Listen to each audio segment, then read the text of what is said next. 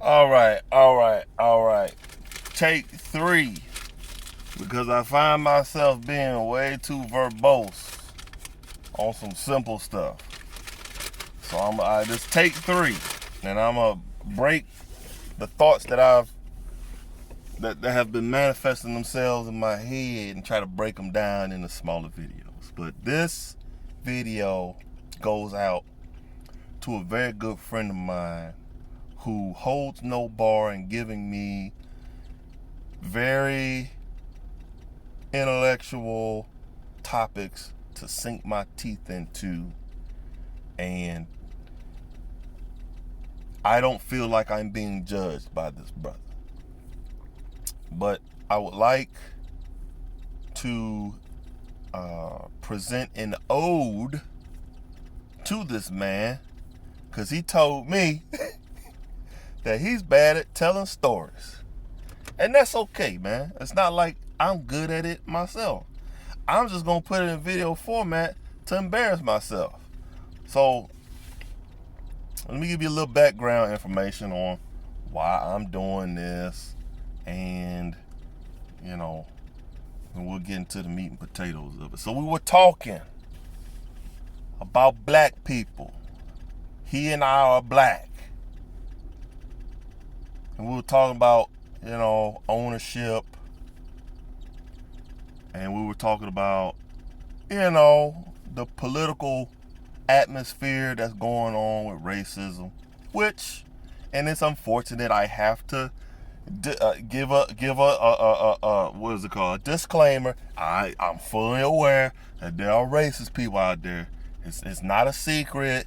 Just because I don't say it doesn't mean I don't believe it. So just in case you're wondering, I'm fully aware that there are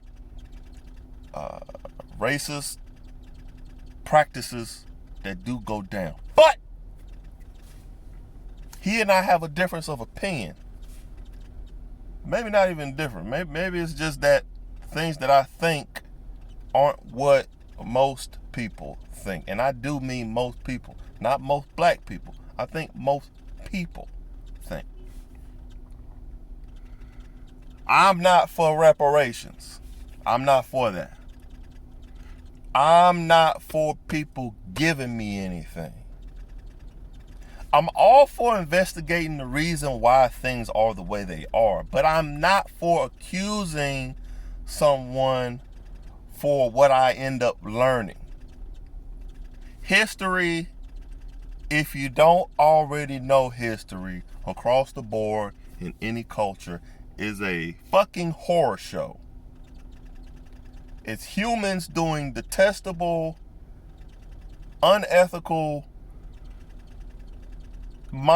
demonstrous practices on other people without remorse. It is a miracle that any of us are here now, because the amount of luck and perseverance that had to take place in order for us to be here right now in the situation that we're in right now is nothing but a blessing, because it is an understatement to say that it could be worse, because it was worse.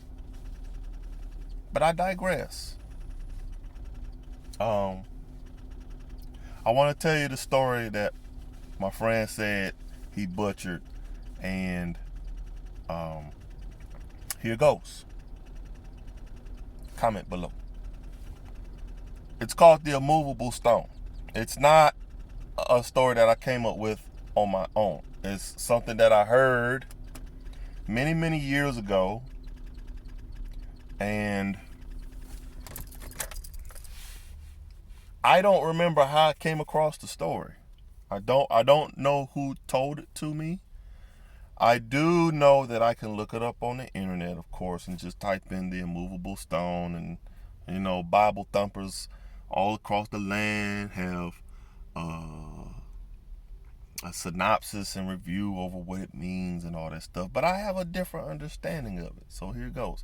Once upon a time, a man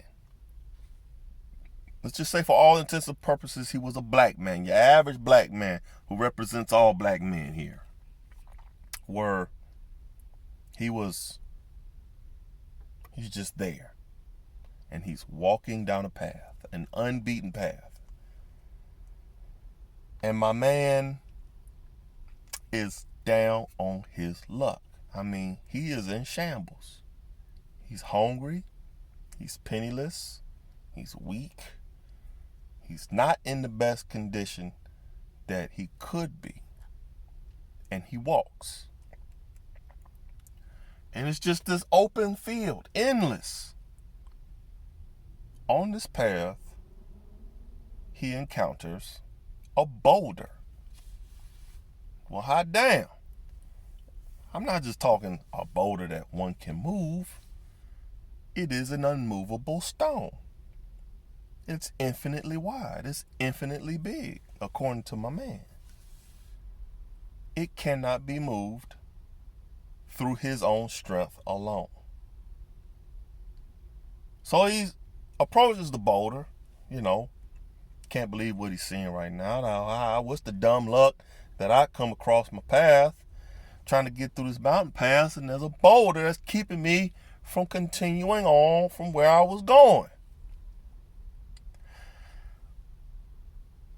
God comes down. Says, hey, there, young man. He says, well, who's calling me? That boulder right there, yeah. I see you. You seem to be the closest person to this boulder. I need you to push. I need you to push the boulder. Yes, I need you, young man, down on your luck, not in the best condition, in shambles, and could be better. I need you to push this stone. Yeah, that's what I need you to do. And he looks at him. And God looks at him. And he looks back at God. And God looks back at him. Yeah. I'll see you when you're done. And he shoots back up in the sky. And my man, who is clearly not in any condition to be pushing anything, looks at this stone and says, God, you have got to be out of your yacht. And so he pushes. Every day, he goes out, approaches the stone, pushes the stone. Just pushes. Until the sun goes down, he goes back. Shelter, food, water, whatever he can scrounge. Sun comes up, well rested, hopefully, goes out, pushes the stone. Just pushes. Because that's what God said to do. He said, push the stone. And you don't disobey God. He kind of did shoot out the sky. So my man is kind of doing this out of fear. So he pushes. Well, like any human being who's been told to do something that seems to be impossible, he gets frustrated in this endeavor because, of course, the stone will not move. So thoughts begin to creep into his head. Doubt, questioning his faith. And that doubt, that uncertainty, that insecurity manifests the devil. Yes, he himself. And the devil comes down and he looks at my man looks at him. The devil looks back. Says, hey man, what you doing there? He describes to him the task at hand. He says, well, I've been told to push this boulder. Yeah, has it moved any? Nope. Hasn't moved. So why are you doing it? He says, God told me to. He said, there's nothing keeping you from not pushing the stone. I mean, you don't have to. You can just not push the stone. He says, yeah, you're right. I don't. I mean, I could easily just not push the stone. I feel like not pushing this stone. Every fiber in my body is telling me this. And yet I push. I don't understand why. He said, I don't understand why either. Well, how about you just not push it?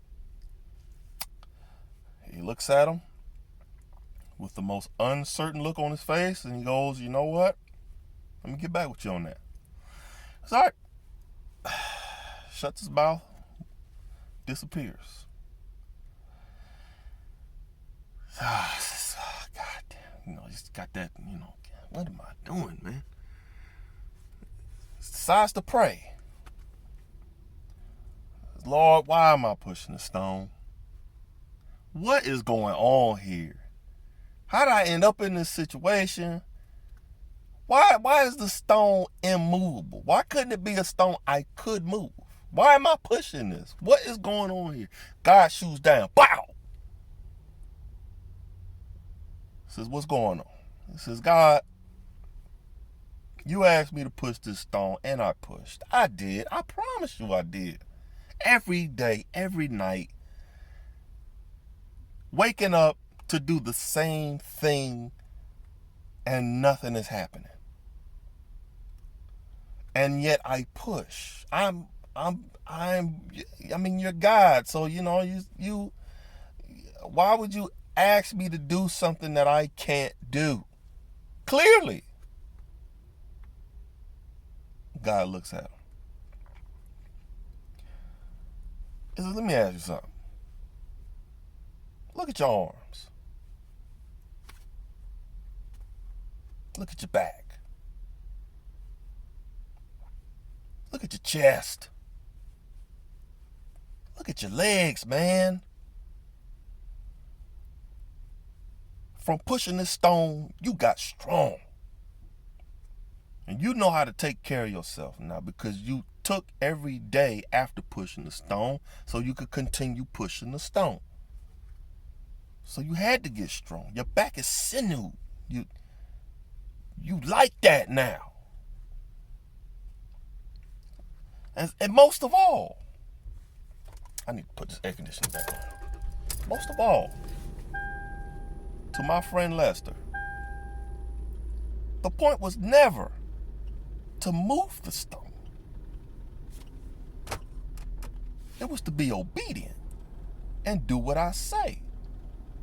Push the stone. That's it. I'm going to move the stone. Now, whether or not God moved the stone, debatable.